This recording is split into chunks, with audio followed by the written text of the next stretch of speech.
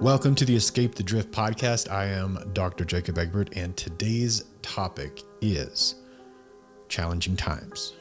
Now, what does that mean? Challenging times. Is there ever a time that isn't challenging?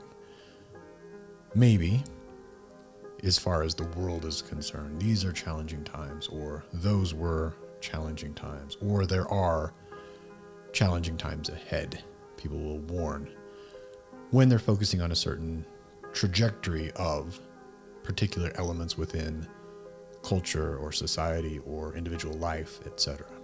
Now, likely at all times of all existence, someone could look at certain circumstances and say these are challenging times. Now, in your own life, there may be moments upon the chronology from start to finish that you would consider to have been or soon to be or currently are challenging times. Now, is this a bad thing? In your perspective, when you say challenging times, is this something to be avoided, to be diminished or denigrated or seen as a negative, a bad thing? Or are challenging times positive, filled with opportunity, growth, and change? Now, oftentimes, those challenging times are seen as challenging or negative in the future, as if some challenging time is coming up or currently being experienced. And then oftentimes, once they've passed, you look at those and say the challenging times were beneficial or positive or somehow good for you.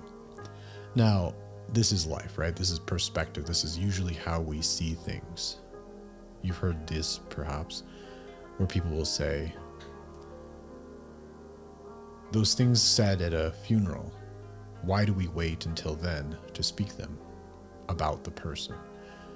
If you were to speak about someone to their face or about them to other people, using the same things you would say at their funeral, how much better would relationship be, or the promotion or benefit of those people that you speak of? So we save often the positive outlook for that which has gone by, that which has passed. And this is not necessarily a habit. This is not something that we learned or we just choose to do. It's often related to the way our brains work with memory and experiences that have gone past. Now, I recently did a podcast titled The Body's a Record, and in that I contrasted the commonly termed trauma stored in the body I contrasted that with the positive things that can be stored in the body, all the good experiences and things that you've done for the benefit of your body that are also stored. And when you look at it from that perspective, you see your experience as a human in a light of gratitude. Now, we do have a tendency at times to focus on the negative, and we will oftentimes bypass the positive. But also, we will look back on times and highlight the positive and forget the negative. Now, often this is in contrast with the way things are currently, and this is the key point. If things aren't going well now in your life, you may have a tendency to look back fondly upon memories, the good old days. And this is where that part of the brain taps in. And similarly, when someone dies, for example, you immediately begin to remember all of the good things, the fond things, the things that you will miss. And you unconsciously or subconsciously forget or ignore those things that may have been a negative or hard for you to deal with or to be around.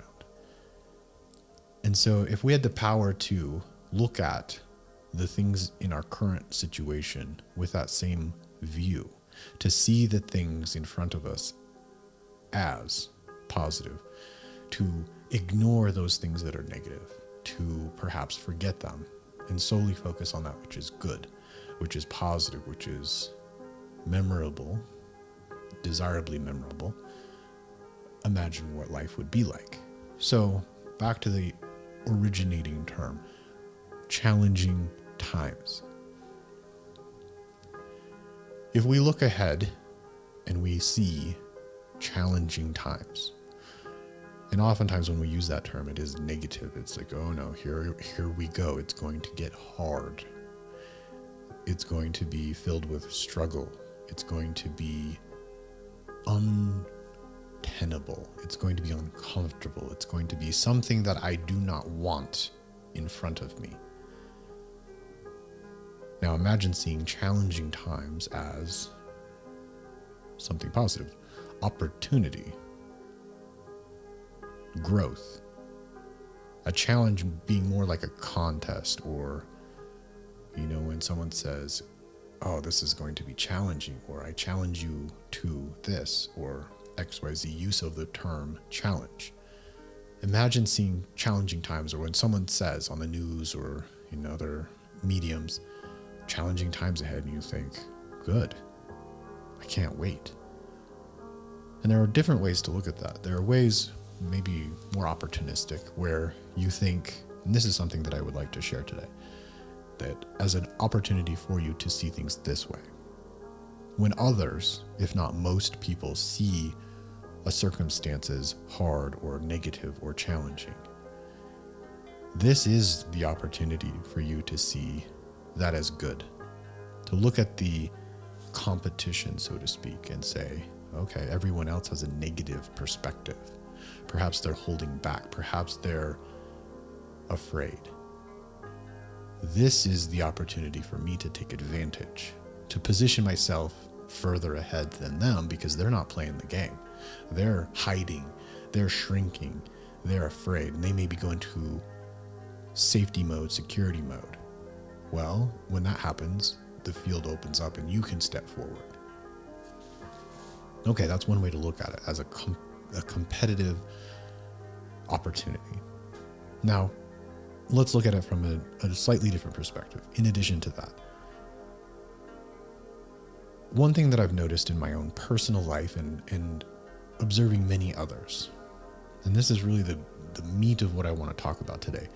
When I say challenging times, in the reframe, not just the reframe in like, oh, I'm going to take a different perspective on this mentally, but kind of in that world.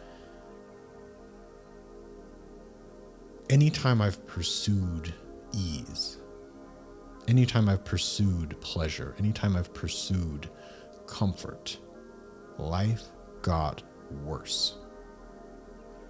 In contrast with when in any time in my past or in my current situation, when I've sought after that which I deem to be challenging, to be difficult, to be uncomfortable, life was rich. And there's a really powerful phrase that I use, or at least a concept, and that is this: anytime you are at risk, the accompanying feeling is aliveness. Being alive, the feeling, the sensation of being alive. This comes with being at risk. And anytime you put yourself in a challenging, uncomfortable, or otherwise hard situation, those terms are there because they're warnings of danger. They're warnings of potential injury, of potential failure, of potential pain. And therefore the warnings come up, and those warning signs, challenging times ahead, are to keep you safe. Okay, evolutionarily, perhaps this is more important than it is today. If you were getting too close to the edge of a cliff, you would want to be wary. You would want to put up more attention to your positioning, your footsteps, etc. Vital.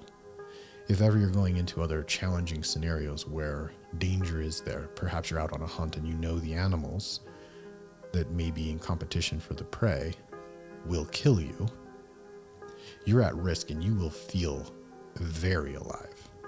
And those warning signs of this is a challenge keep you on your toes. And this is the key point here. It brings to the surface all of your faculties. It brings to the surface all of the necessary components of being a human being. The sympathetic nervous system gets activated, which is vital in contrast with the parasympathetic, which is also vital. If you're always looking to satisfy the parasympathetic or the relaxed state, you don't have the balance. You don't have that contrast. So therefore, getting into that at-risk state of being, that stimulus that brings all these things to the surface that help you thrive and survive, is for your good. Now, of course, we know this exercise is good for us. Well, what is exercise? Exercise is literally putting your body in compromised metabolic states. You are damaging your body. And we do this willingly because on the other side of the exercise, and sometimes during, we get this release of endorphins, which is the mechanisms designed within the body to placate that damaging situation. If you're out on a hunt and you're running, if it became excruciatingly painful, you may not run any further, and you may not get the prey or the reward for the exertion. Therefore, your body has a reward mechanism. It dumps endorphins into this system, and it's all of a sudden like pleasurable to be doing the thing that is causing literal damage to your muscles and your vascular tissues and your lung tissues because you're exerting yourself. Well, there are other mechanisms in place that once you finish the hunt, return to the homestead, whatever you want to call it, you will then be rewarded by recovery, the building up again of all those things within your body that you damaged. And the cycle continues. Now, in life, we have the situation where if we're not pursuing the things that are necessary, then you don't get that stimulus. You don't get that breakdown that is necessary for the build up.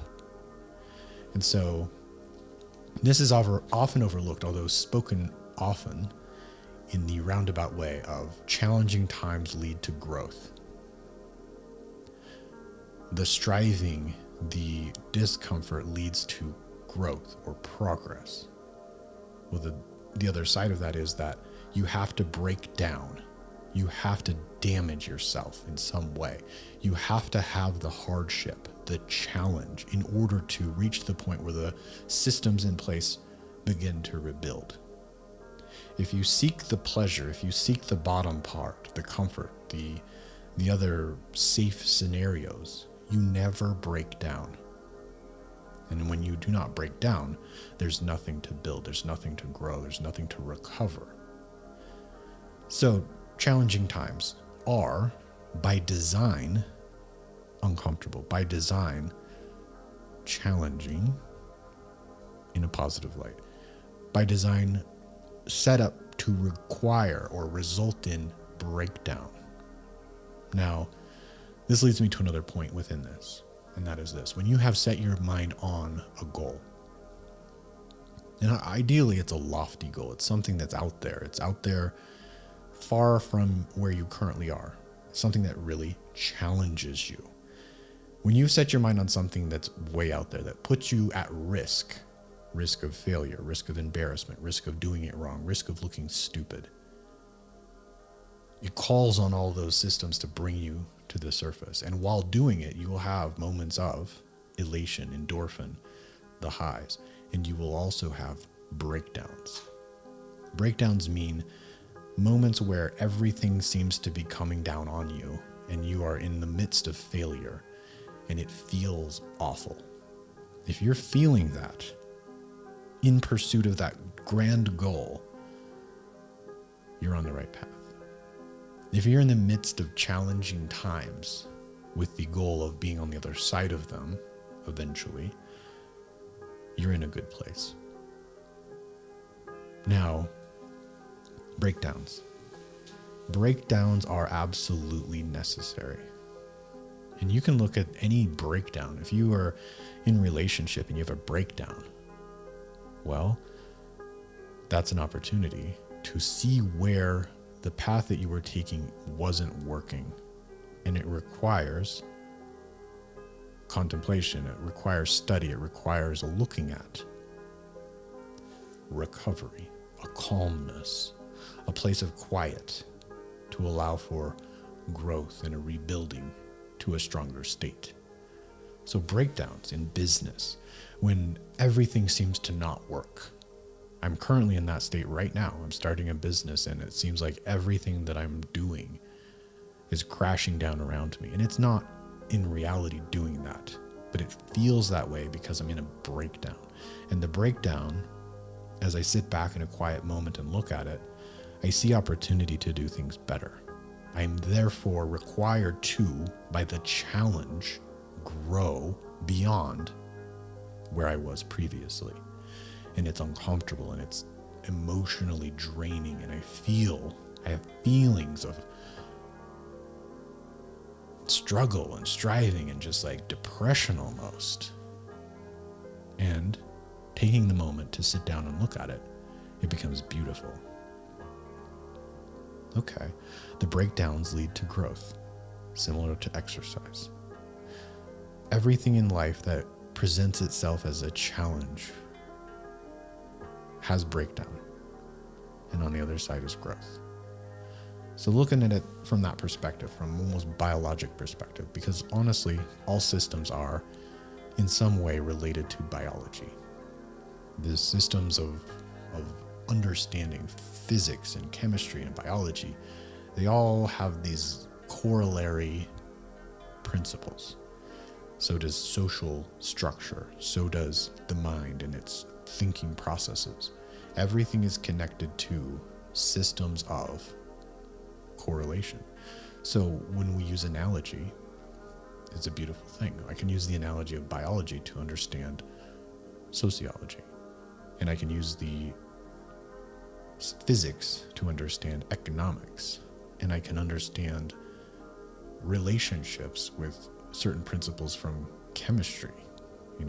It's not that hard to look at systems that have been in motion, which is life, and see that they're all very, very similar. So take that how you will. But challenging times being similar to, let's say, a hard workout. Good, because on the other side of it is growth. When coupled with adequate recovery and time to assess. If you're only looking for the relaxation or the easy path, you will not get where you want to go. You will not feel alive. You will become depressed. So why I brought this up, and this is, to kind of bring it all together in a real story. I was asked at work today, do you enjoy what you do? Do you like it here?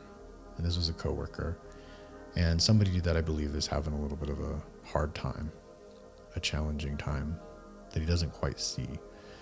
And I said, yes, I do enjoy it. And here's why. Because although this one job I have is easy in and of itself, I'm also pursuing multiple other areas of life that create challenge, that put me at risk, that are very hard or difficult. And in putting myself in that position, satisfaction comes, growth comes, progress comes. Because if I did not do those things, if I just was the employee that punched the clock, I would be miserable because I would be safe. I would not be at risk. I would not be in a position to grow. Now here you may find yourself. You may find yourself in a situation where you're safe, where you have a certain level of comfort, where you have very little challenge. And you may notice that within that steady state, you start to do things that sabotage. Perhaps you don't perform to the level that is necessary. Perhaps you seem to find yourself in drama or other circumstances where breakdowns are created without the goal of an upward climb.